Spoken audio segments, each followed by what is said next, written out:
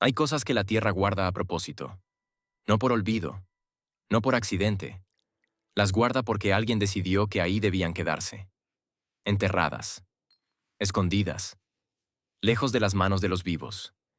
Y cuando la tierra las suelta, no es porque quiera, es porque algo cambió, algo se movió. Las lluvias, el tiempo, el destino, o quizás porque ya encontró a quién entregárselas. Yo encontré una virgen enterrada en el lodo, una figura vieja, de madera, con la cara intacta y los ojos abiertos mirando hacia arriba. La saqué con mis propias manos, la limpié, la llevé a mi casa. Pensé que Dios me la había mandado. Y al principio, sí, todo fue bendición. El agua regresó al pozo. El ganado engordó. El maíz creció derecho. Pero luego mi hija empezó a hablar con alguien que nosotros no podíamos ver. Y mi rancho empezó a cambiar de noche. Y descubrí que esa virgen no estaba perdida. Estaba escondida. A propósito, por alguien que sabía exactamente lo que cargaba. Quédate hasta el final, porque lo que encontré dentro de esa figura no me lo esperaba nadie. Esa mañana llovió desde antes de que amaneciera. Uno de esos aguaceros de agosto que caen de golpe y no avisan, que en media hora convierten los caminos de tierra en ríos y los arroyos en bestias. Yo me llamo Cipriano. Cipriano Estrada Leal.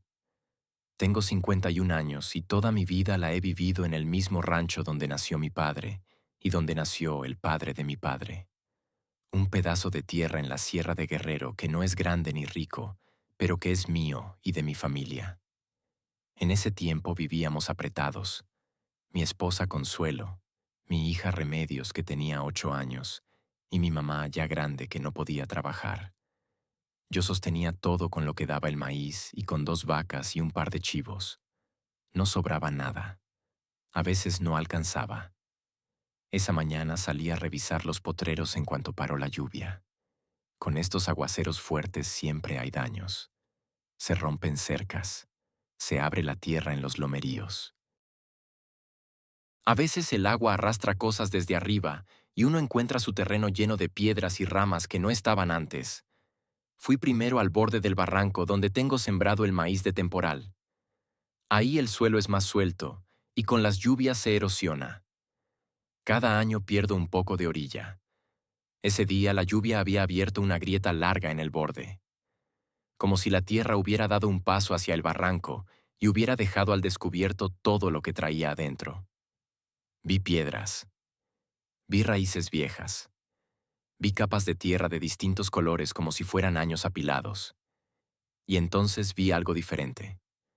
Entre el lodo oscuro y las piedras, a unos 40 centímetros de profundidad, sobresalía algo de madera. Me acerqué, me agaché, lo toqué con el dedo. Era madera tallada, pintada, vieja. Empecé a quitarle tierra con las manos. Despacio, con cuidado, sin saber todavía qué era, pero sintiendo ya algo raro en el pecho, como una presión, como cuando uno contiene la respiración sin darse cuenta. Tardé como 10 minutos en sacarla. Era una figura de madera, como de 40 centímetros de alto.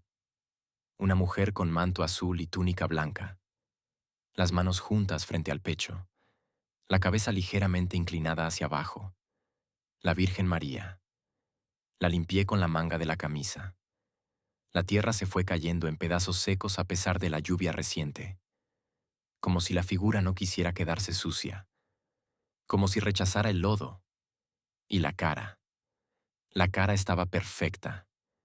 No digo perfecta como que estaba bien conservada. Digo perfecta como que parecía recién pintada. Los ojos oscuros abiertos, las mejillas con un leve color rosado, los labios entreabiertos en algo que no era exactamente una sonrisa, pero que tampoco era tristeza. Una expresión que no supe nombrar entonces y que todavía hoy me cuesta describir. La sostuve con las 2 manos y la levanté. Pesaba menos de lo que esperaba para ser de madera sólida. Miré alrededor. El rancho quieto. Los árboles todavía goteando. Los pájaros empezando a salir de nuevo después de la lluvia. No había nadie. Nadie que pudiera explicarme cómo había llegado esa figura ahí, enterrada en mi tierra a esa profundidad, sin caja, sin tela, sin nada que la envolviera. Solo la figura en la tierra, como sembrada. La cargué contra el pecho todo el camino de regreso a la casa. La cargué como se carga a un niño recién nacido. Con cuidado. Con algo que se parecía al miedo, pero que también se parecía a la reverencia. Y todo el camino de regreso. No escuché un solo pájaro cantar. El rancho entero estaba en silencio. Solo el sonido de mis botas en el lodo mojado. Y la sensación de que alguien me miraba desde atrás. Volteé 2 veces. No había nadie. Consuelo estaba en la cocina cuando llegué. Hacía atole de maíz azul en la olla de barro que fue de su mamá. El olor llenaba toda la casa. Remedios estaba sentada en el banquito junto al fogón viendo cómo hervía. Entré con la figura en las manos. Consuelo se volteó, me vio, y se quedó quieta. No dijo nada por un momento. Solo miraba la figura que yo traía en los brazos. Luego dijo, ¿qué es eso? Le conté dónde la encontré, cómo estaba enterrada, cómo el aguacero la había dejado al descubierto. Consuelo se secó las manos en el delantal. Se acercó despacio. Miró la figura de cerca, la cara, las manos, el manto azul todavía con tierra entre los pliegues tallados. Luego dio un paso atrás. Me dijo, Cipriano, eso no lo traigas adentro. Le pregunté por qué. Me dijo, porque las cosas que están enterradas por algo. Alguien la puso ahí. Alguien tomó la decisión de meterla en la tierra. Y tú no sabes por qué. Le dije que era la Virgen, que cómo iba a dejar a la Virgen afuera tirada. Ella me miró un momento. Luego suspiró. Ese suspiro de mujer que sabe que no va a ganar la discusión, pero que quiere que quede constancia de que ella avisó. Me dijo, ponla en el altar. Pero Cipriano, averigua de dónde vino. El altar era un rincón del cuarto principal donde Consuelo tenía una imagen del Sagrado Corazón, unas veladoras y una rama de palma bendita del Domingo de Ramos pasado. Puse la figura de la Virgen en el centro del altar. La limpié con un trapo húmedo. Le quité toda la tierra que le quedaba. La madera debajo era oscura, casi negra en algunas partes, pero firme, sin gusanos, sin podredumbre, sin el olor de madera vieja y humedad que uno esperaría de algo que estuvo enterrado quién sabe cuántos años. Olía a cera, nada más, a cera vieja. Pusimos una veladora blanca frente a ella. Esa noche rezamos los 3 frente al altar. Mi mamá también, sentada en su silla porque ya no se hincaba bien. 5 misterios del rosario completos. Y antes de dormir, Remedios se paró sola frente a la figura y la estuvo mirando un momento largo. Le pregunté, ¿qué ves, mija? Me dijo sin voltear. Está contenta, papi. Dice que gracias. Consuelo me miró desde la puerta del cuarto. Yo no supe qué decir. Me dije que eran cosas de niña, imaginación, que Remedios siempre había sido así, platicadora, con su mundo propio. Me lo dije y me lo creí. Los primeros días fueron de maravilla. Al segundo día el pozo que llevaba meses con el nivel muy bajo amaneció lleno. Hasta arriba. Agua limpia y fría. Sin explicación. Al cuarto día la vaca más vieja que tenía, que estaba tan flaca que ya le veía las costillas y que yo pensaba que no iba a durar el mes, amaneció comiendo fuerte y con los ojos brillantes. Al sexto día llegó mi vecino Fortino a la puerta con cara de quien viene a hacer algo difícil. Me dijo que venía a pagarme lo que me debía. 150 pesos de una apuesta de hacía 2 años que yo ya no recordaba siquiera. Consuelo lo miraba todo en silencio. No decía nada. Pero yo veía cómo miraba la figura del altar cada vez que pasaba frente a ella. Con esa mezcla de gratitud y desconfianza que tienen las mujeres cuando algo no termina de convencerlas aunque les esté dando lo que pedían. Y las noches. Las noches eran otra cosa. Desde el primer día empecé a soñar. Siempre el mismo sueño. Un cuarto oscuro, una veladora encendida y una voz de mujer que hablaba bajito, muy bajito. Tan bajito que yo me esforzaba por escuchar pero nunca alcanzaba a entender las palabras. Me despertaba con la sensación de que me habían estado diciendo algo importante, algo que necesitaba saber, pero sin saber qué.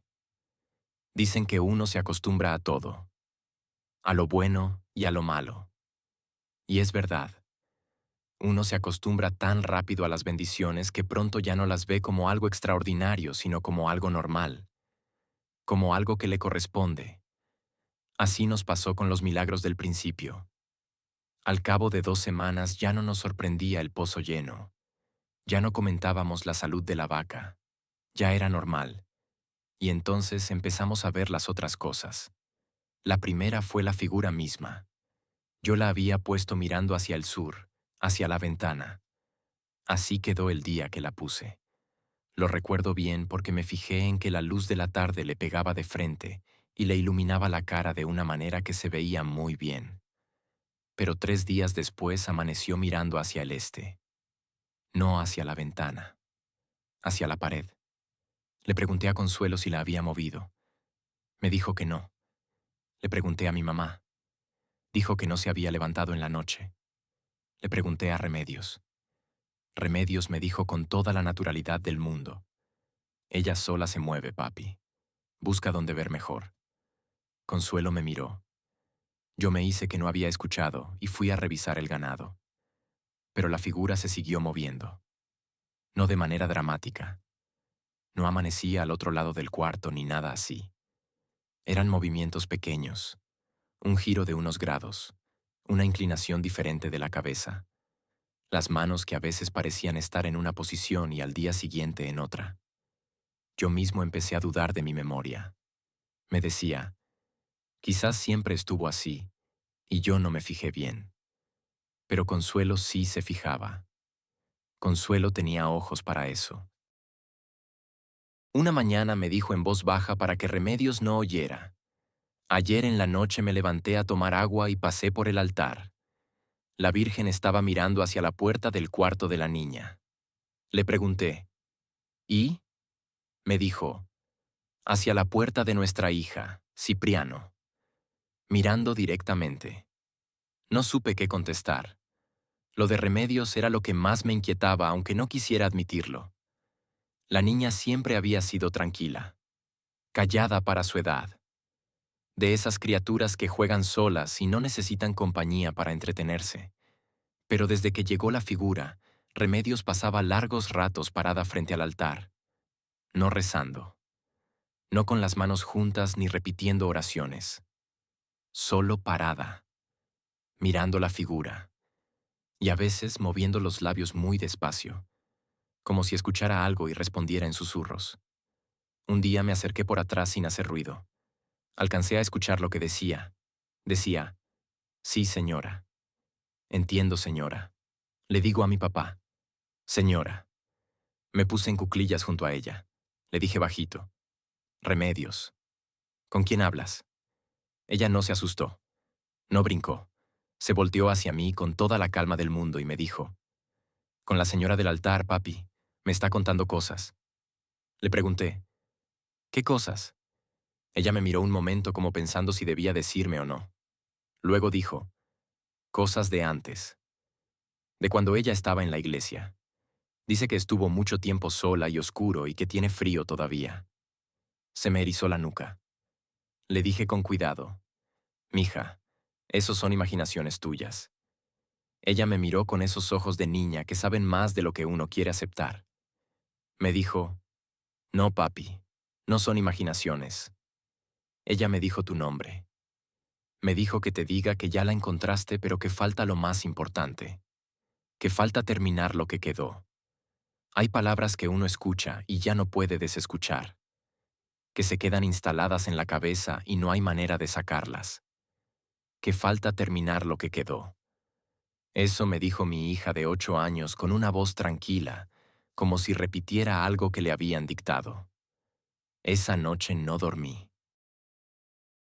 Me quedé escuchando la oscuridad, el rancho quieto, el viento en los árboles, el respirar de Consuelo a mi lado, y pensando en esas palabras.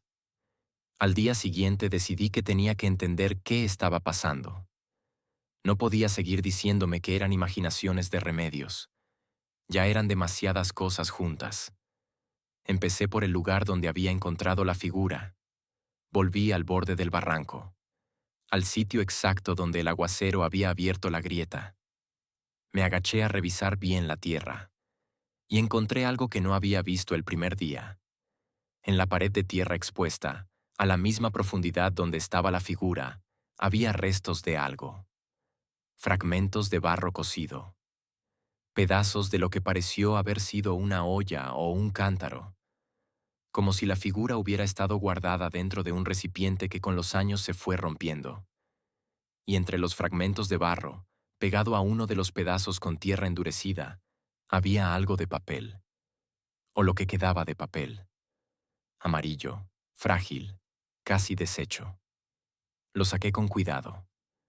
Lo abrí con los dedos poco a poco para que no se desmoronara.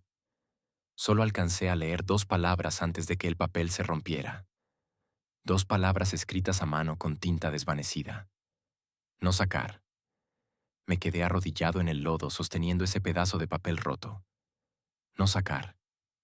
Alguien la había puesto ahí adentro de una olla, con una nota que decía no sacar, y la había enterrado en ese lugar. Fui a casa. No le dije nada a Consuelo del papel. No quería asustarla más. Pero esa tarde Remedios volvió a hablar.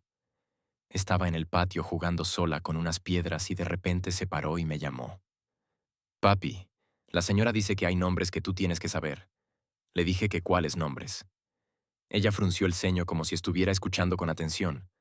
Luego dijo, Crescencio, Abundia, el niño que se llamaba igual que tú. Se me heló la sangre. Crescencio era mi abuelo, muerto antes de que yo naciera. Abundia era su esposa, mi abuela, que murió cuando yo tenía 4 años. El niño que se llamaba igual que yo era un hermano de mi papá que murió de niño de una fiebre, antes de que yo naciera. Nunca lo conocí. Mi papá lo mencionaba de vez en cuando. Remedios no podía saber esos nombres. Nadie en la casa hablaba de ellos. Eran nombres de muertos viejos que ya casi nadie recordaba. Se lo pregunté a Consuelo esa noche cuando la niña dormía. Le pregunté si alguna vez le había mencionado esos nombres a Remedios. Consuelo dijo que no, que ella misma apenas lo sabía porque yo se los había contado una vez años atrás. Me dijo con voz tensa, Cipriano, esa figura le está metiendo cosas en la cabeza a nuestra hija. Hay que sacarla de la casa. Le dije que esperara, que iba a averiguar más. Esa noche Remedios habló dormida, con voz clara, voz de niña pero diciendo palabras que no eran de niña. Dijo, ya me encontraron. Ahora tienen que terminar lo que quedó. El padre lo sabe. Pregúntenle al padre. Consuelo me apretó el brazo en la oscuridad. Al día siguiente fui a buscar a don Nazario. Don Nazario Cienfuegos tenía 78 años y vivía solo en una casa pequeña al otro lado de la loma, con sus gallinas y un perro viejo que se llamaba Capitán. Había sido sacristán de la iglesia de San Isidro durante casi 30 años, hasta que la iglesia cerró. Desde entonces no volvió a pisar otra iglesia. Nadie sabía bien por qué.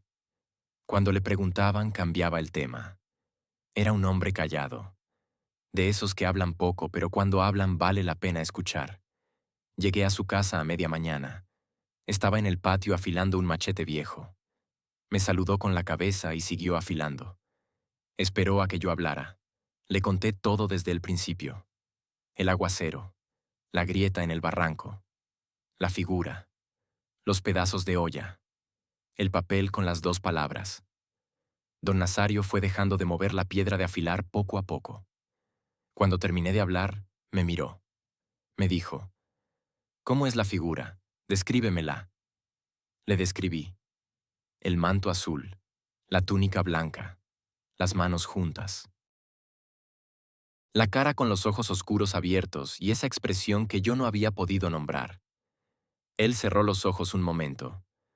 Cuando los abrió tenía una cara que no le había visto antes. Una cara de hombre al que le acaban de confirmar algo que esperaba no tener que confirmar nunca. Me dijo, «Es ella». Le pregunté, «¿Quién es ella?» Me dijo, «La Virgen de San Isidro, la que estaba en el altar mayor de la iglesia cuando yo era sacristán». Me quedé callado. Él se levantó, guardó el machete y la piedra. Me hizo señal de que lo siguiera adentro. Su casa olía a leña y a café viejo. Nos sentamos en 2 sillas de madera junto a la ventana. Afuera el rancho quieto, los cerros verdes por las lluvias recientes. Me dijo, «Cipriano, necesito que me escuches bien. Lo que te voy a decir es importante y no quiero tener que repetirlo». Le dije que lo escuchaba. Me dijo, «Esa figura no se perdió, no se abandonó, no se olvidó.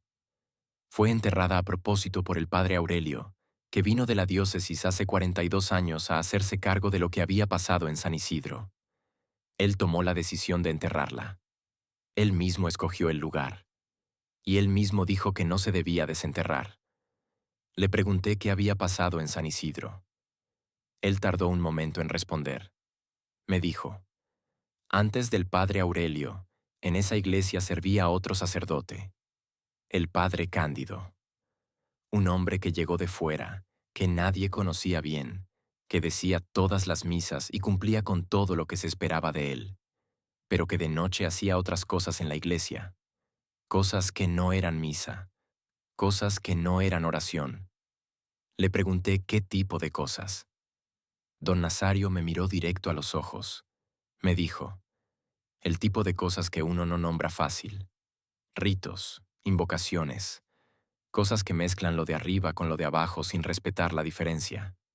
Gente del pueblo empezó a notar cosas raras. Animales que aparecían muertos sin causa. Personas que después de confesarse con él se ponían extrañas. Una muchacha que estuvo 3 días sin poder hablar después de comulgar en esa iglesia. Hizo una pausa. Siguió. Cuando llegó el padre Aurelio y descubrió lo que estaba pasando, mandó al padre Cándido de regreso y se encargó de limpiar todo. Pero la figura de la Virgen había estado en ese altar durante todo ese tiempo. Había sido testigo de todo. Y según el padre Aurelio, había absorbido algo de todo eso, como una esponja que estaba en un cuarto mientras pasaban cosas malas, limpia por dentro pero con el olor pegado por fuera. Se levantó. Fue a la ventana. Miró el cerro un momento. Luego me dijo sin voltear. Por eso la enterró.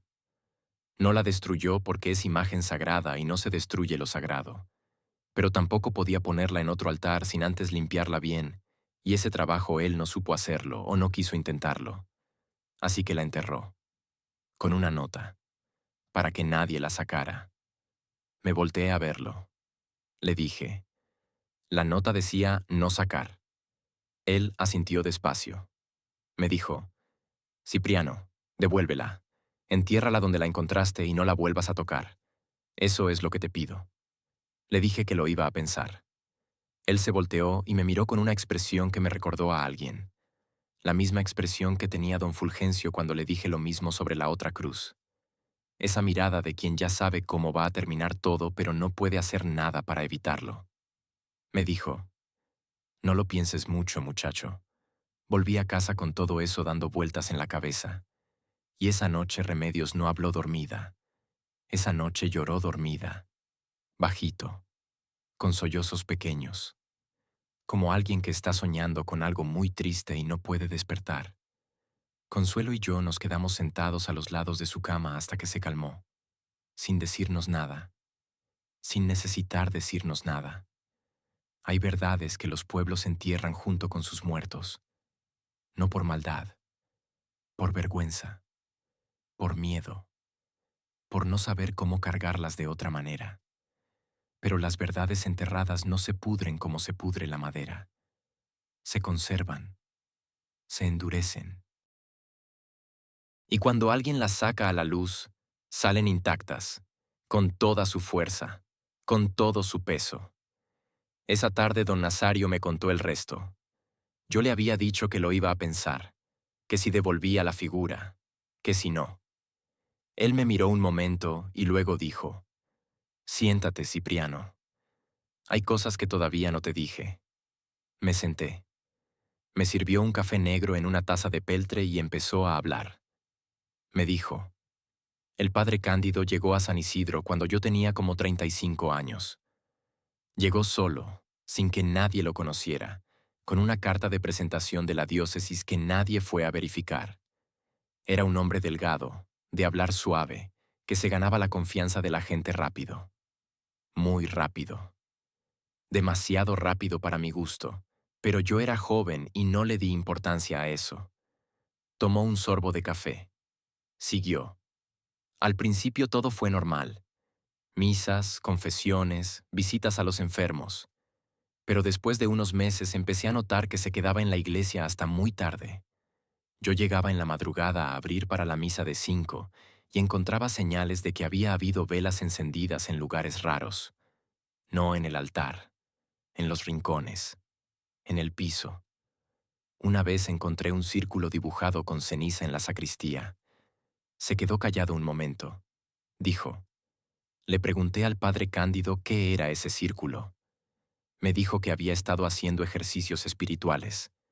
Yo no supe qué contestar. Soy un hombre de rancho, no estudié teología. Pero algo en mi estómago me dijo que eso no era ningún ejercicio espiritual. Fue cuando empezaron los problemas con la gente del pueblo, me dijo. Una mujer que fue a confesarse con él, y esa misma noche empezó a tener pesadillas tan fuertes que no podía dormir. 3 semanas sin dormir bien hasta que fue con una señora que sabía de plantas y la curó. Un hombre que comulgó un domingo y el lunes amaneció con un sarpullido en todo el cuerpo que el médico no supo explicar. Y lo de la muchacha. Le pregunté qué muchacha. Don Nazario bajó la voz aunque estábamos solos. Me dijo, una chica de 17 años, de buena familia del pueblo, que fue a confesarse un sábado. Salió de la iglesia normal. Pero esa misma noche se encerró en su cuarto y no volvió a hablar. 3 días sin decir una sola palabra. Sus papás pensaron que estaba loca. La llevaron al médico, al hospital de Chilpancingo, a todos lados. Nadie encontró nada. Al 4.º día habló de repente. Pero lo que dijo no tenía sentido. Decía nombres. Nombres de gente muerta que ella no debía conocer. Igual que tus remedios. Sentí un frío que no era del clima. Don Nazario siguió. Eso fue lo que detonó todo. Los papás de la muchacha fueron directamente a la diócesis. Y así llegó el padre Aurelio. Un hombre serio, mayor, de los que saben cosas que la mayoría de los sacerdotes no sabe. Llegó, vio, preguntó. Estuvo 3 días solo en la iglesia haciendo no sé qué. Al 4.º día sacó al padre Cándido del pueblo en un carro y no lo volvimos a ver nunca. Me dijo, el padre Aurelio me llamó a mí porque yo era el sacristán. Me explicó lo que había encontrado. Me dijo que el padre Cándido había estado usando el altar de la iglesia para mezclar oraciones con invocaciones que no eran de Dios, que había contaminado el espacio, y que la Virgen, que había estado ahí en el altar durante todo ese tiempo, había absorbido algo de todo eso. No toda la maldad, pero sí el rastro, el eco. Terminó el café. Puso la taza en la mesa despacio. Me dijo, el padre Aurelio limpió la iglesia, pero con la figura no supo qué hacer. Dijo que destruirla era un sacrilegio. Dijo que ponerla en otro altar sin limpiarla del todo era un riesgo. Y dijo que él no tenía el conocimiento ni el tiempo para hacer esa limpieza como debía hacerse. Así que tomó la decisión de enterrarla. La metió en una olla de barro, le puso la nota y la enterró en un lugar alejado del camino donde nadie pasara. Hizo una pausa larga. Luego me dijo, ese lugar alejado del camino donde nadie pasara era tu tierra, Cipriano. La enterró en el borde de tu barranco hace 42 años. Me quedé sin palabras. Don Nazario me miró con sus ojos viejos y cansados. Me dijo, ahora ya sabes todo, y ahora ya sabes por qué te pido que la devuelvas. Esa noche llegué a casa y me paré frente al altar un rato largo. Miré la figura, los ojos oscuros abiertos, esa expresión que no era sonrisa pero tampoco era tristeza. Y por primera vez desde que la había traído, le tuve miedo de verdad. No el miedo de no entender algo, el miedo de entenderlo todo. Consuelo no me preguntó qué había averiguado con don Nazario. No hizo falta. Me vio llegar y vio mi cara, y supo que lo que había encontrado era grave. Esa noche después de cenar, cuando Remedios ya dormía y mi mamá también, nos sentamos a la mesa y le conté todo. El padre Cándido, los ritos nocturnos, la muchacha que habló con voces ajenas, el padre Aurelio y la decisión de enterrar la figura en nuestro terreno. Consuelo me escuchó sin interrumpir. Cuando terminé, se quedó callada un momento. Luego dijo, «Mañana vamos a ver a Doña Refugio». No lo dijo como pregunta. Lo dijo como quien ya tomó una decisión y solo está avisando. Yo no discutí. Doña Refugio Montaño vivía en un rancho a 17 kilómetros del nuestro, pasando 2 lomas y un arroyo que en temporada de lluvias crecía y había que cruzarlo a pie. Era una mujer de unos 60 años, delgada, de pelo largo entrecano que usaba suelto, con unas manos que parecían más grandes de lo que correspondía a su cuerpo. Manos de trabajo y de conocimiento. No se anunciaba. No cobraba precio fijo. La gente llegaba y ella atendía y uno dejaba lo que podía. Fuimos los dos solos. Consuelo llevó en el teléfono una foto que le había tomado a la figura sin que yo me diera cuenta. Doña Refugio nos recibió en su patio bajo un árbol de guamúchil.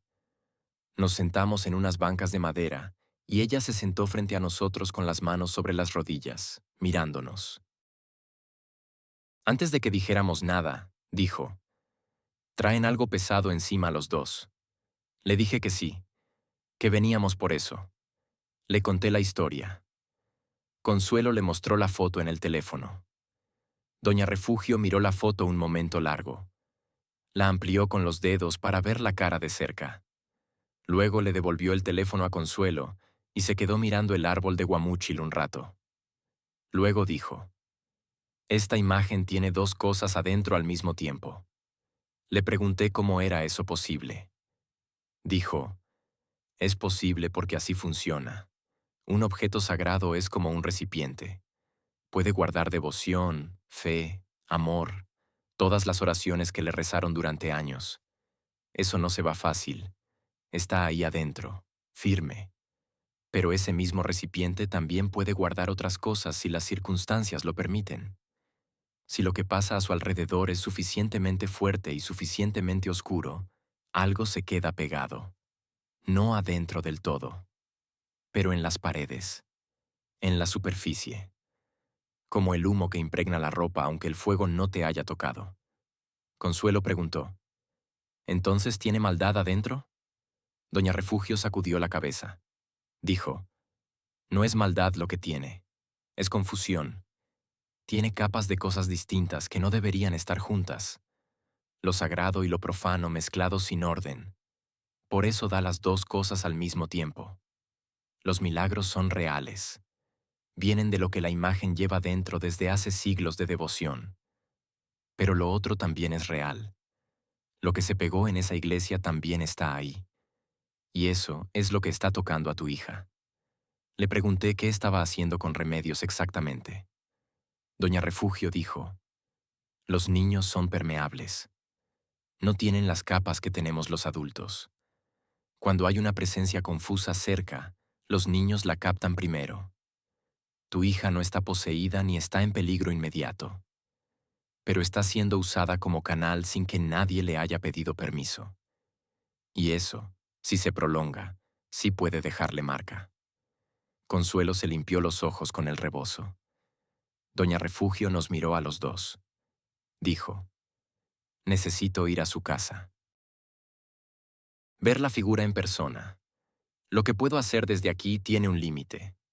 Le preguntamos cuándo podía ir. Dijo, mañana en la tarde. Pero les aviso algo desde ahorita. Lo que yo puedo hacer es preparar el camino. Puedo separar las capas.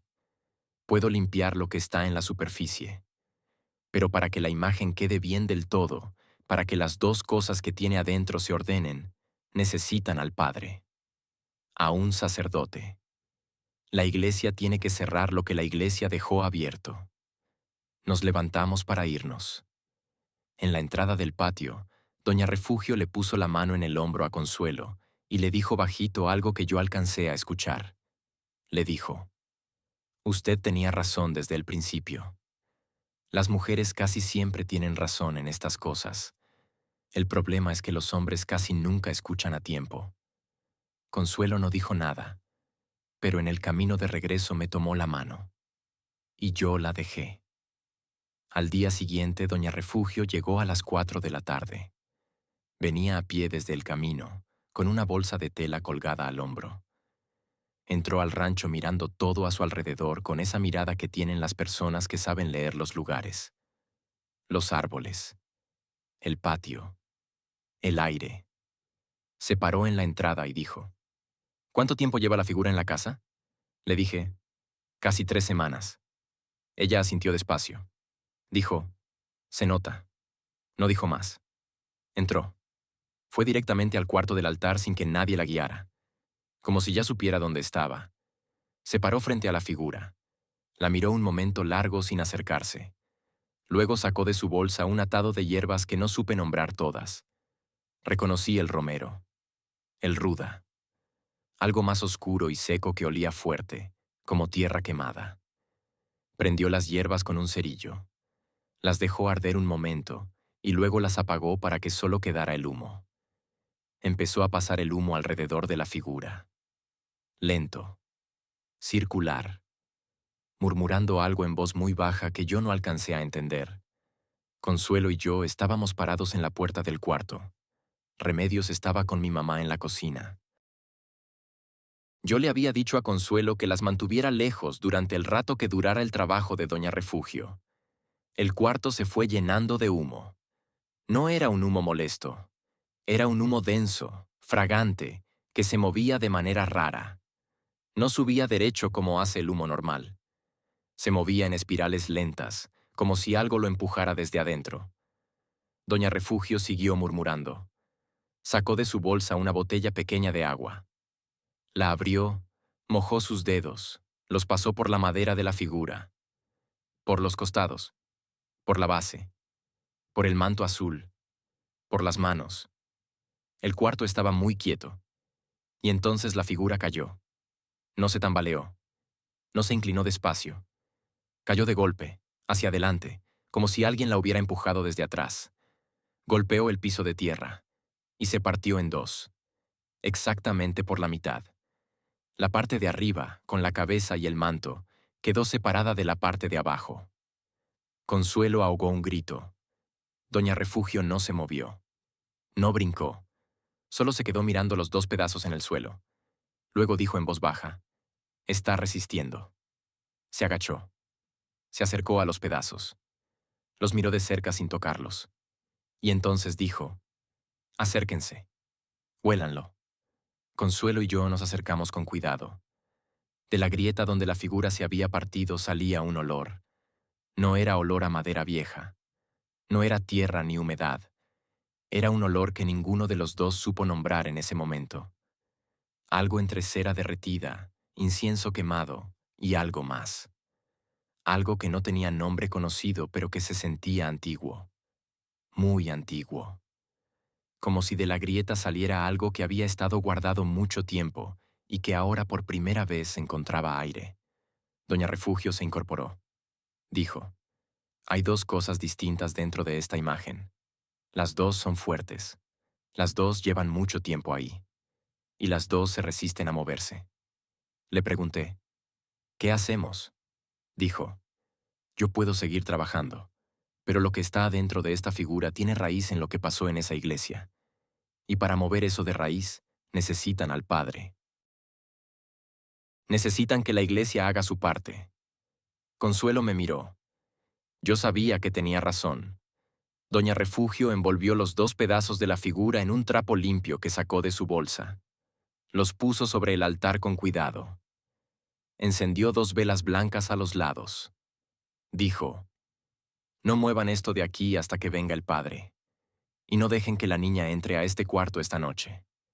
Se quedó otro rato más haciendo su trabajo, rezando en voz baja, pasando más humo por todo el cuarto, por las paredes, por los rincones.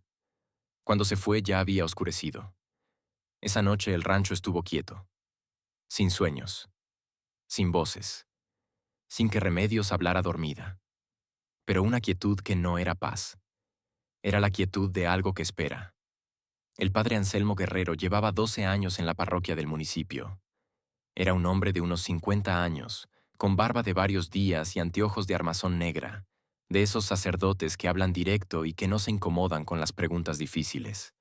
Lo había visto en misas de 15 años y en entierros, y siempre me había parecido un hombre de tierra, de los que entienden de qué está hecha la gente del rancho.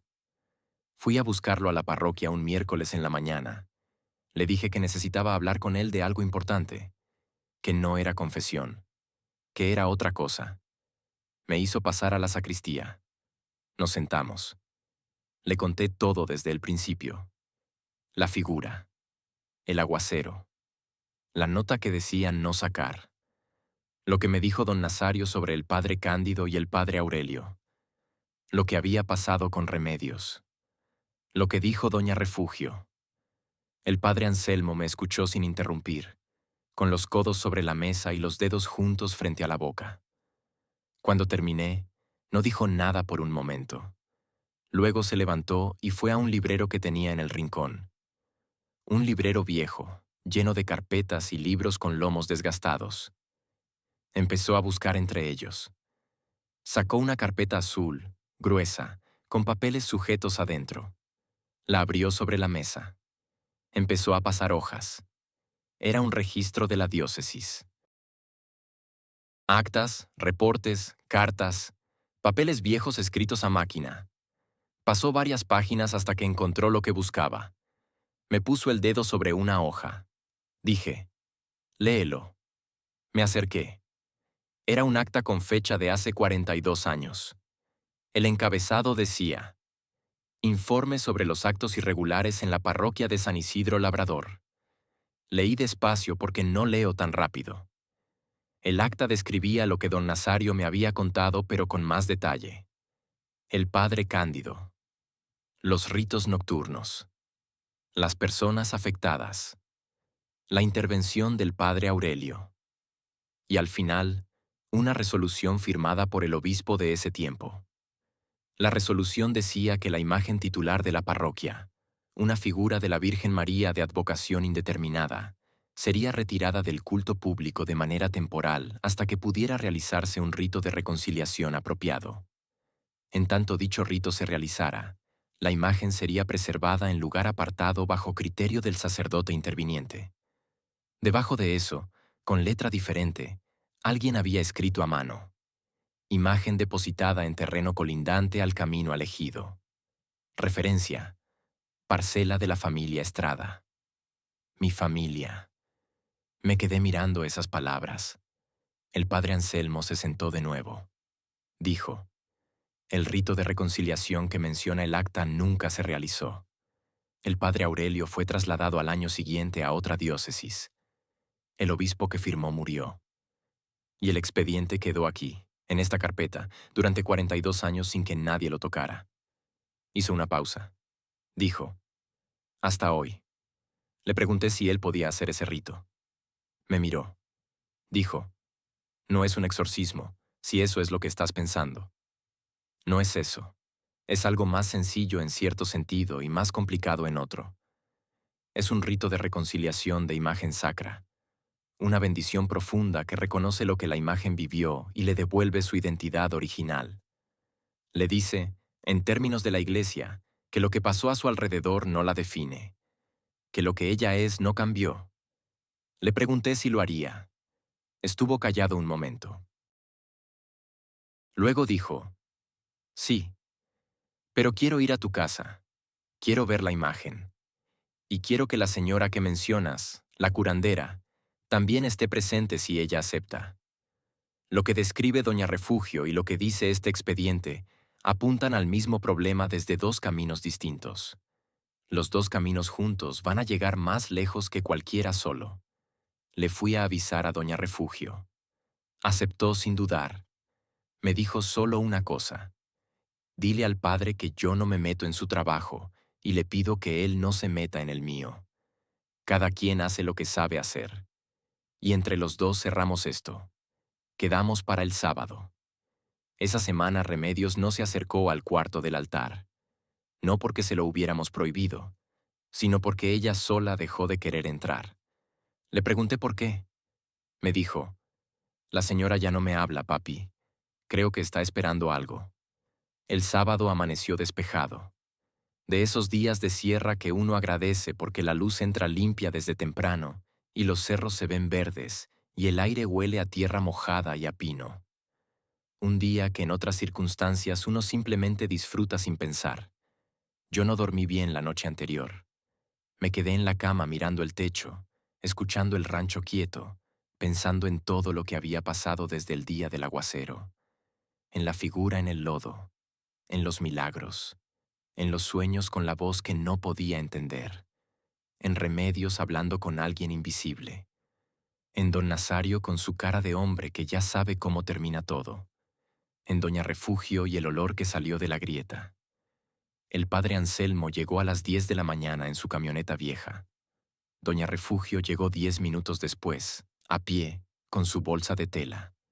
Se saludaron con respeto, sin incomodidad, como dos personas que comparten un oficio aunque lo llamen de manera diferente. Entramos al cuarto del altar. Los dos pedazos de la figura seguían sobre el trapo donde Doña Refugio los había puesto. Las dos velas blancas se habían consumido. Solo quedaban dos charcos de cera endurecida. El padre Anselmo se paró frente a los pedazos un momento largo. No dijo nada. Solo los miró. Luego abrió su maletín y sacó su estola morada, un libro de ritos, una botella de agua bendita y un pequeño incensario de metal. Doña Refugio sacó sus hierbas, su botella de agua de olla, sus velas de colores. Trabajaron juntos durante casi una hora. El padre rezaba en español y a veces en latín, con esa voz grave de sacerdote que llena los cuartos aunque sea pequeños. Doña Refugio murmuraba junto a él, en su propio idioma, con su propio ritmo, pasando humo y agua por los pedazos de madera. A los 20 minutos de haber empezado, Remedios llegó a la puerta del cuarto. Consuelo quiso llevarla afuera. Remedios no se movió. El padre Anselmo la vio. La miró un momento. Luego le hizo una seña a Consuelo de que la dejara quedarse. Remedios se quedó parada en la puerta con los brazos a los lados y los ojos abiertos mirando los pedazos de la figura. A los 40 minutos, el padre Anselmo derramó agua bendita sobre los dos pedazos y dijo en voz alta, con voz firme, «En nombre de la iglesia que te consagró y del Dios que te hizo sagrada, te reconocemos. Lo que pasó a tu alrededor no te define. Lo que cargaste sin pedirlo queda aquí hoy. Eres imagen de la Madre. Eso es lo que eres. Eso es lo que siempre fuiste». El cuarto se quedó en silencio, y entonces Remedios habló, con su propia voz, voz de niña, pero diciendo algo que no era de niña. Dijo, «Gracias, ya me puedo ir». Consuelo soltó un llanto que había estado aguantando quién sabe cuánto tiempo. Doña Refugio cerró los ojos y siguió murmurando. El padre Anselmo inclinó la cabeza. Yo no pude moverme. Me quedé parado junto a la pared sintiendo cómo algo en el cuarto cambiaba. Como cuando corre el aire en un lugar que ha estado cerrado mucho tiempo. Una sensación de movimiento suave, de algo que se acomoda. Después de que terminaron, el padre Anselmo envolvió los pedazos de la figura en un lienzo de tela blanca que había traído. Me dijo, «Vamos al lugar donde la encontraste». Fuimos todos.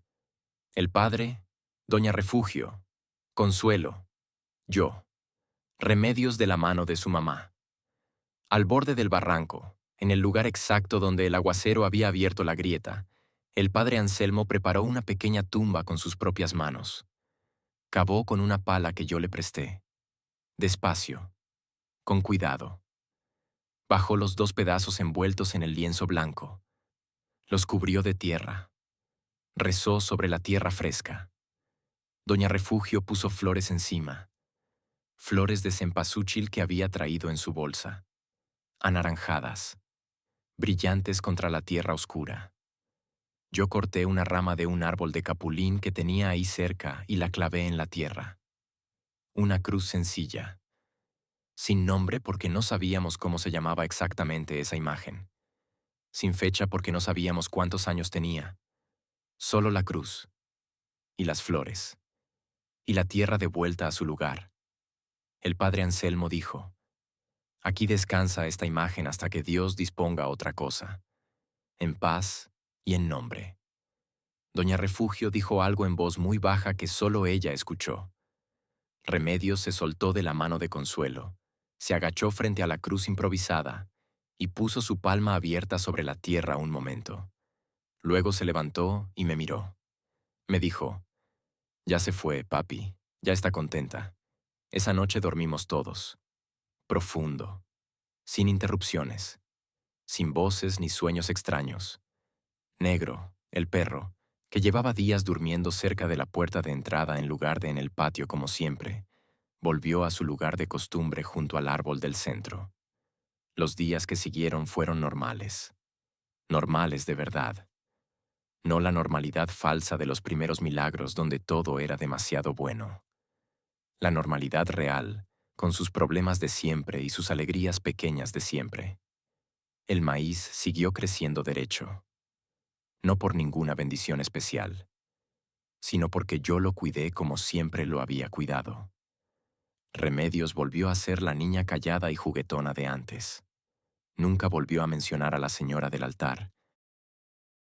Cuando le pregunté una vez si la recordaba, me miró con cara de no entender de qué le hablaba, como si nada hubiera pasado, como si todo hubiera sido un sueño. Pero yo sé que no fue un sueño, y por eso hoy te digo esto a ti que me estás escuchando. Si alguna vez caminas por un rancho, por una milpa, por un terreno viejo, y encuentras algo enterrado que no debería estar ahí, para, piensa, pregunta. No todo lo que la tierra suelta quiere ser encontrado. A veces la tierra guarda cosas porque alguien tomó la decisión de que ahí debían estar. Y esa decisión tiene su razón. Respétala. Nosotros aprendimos a las malas. Que no te pase lo mismo.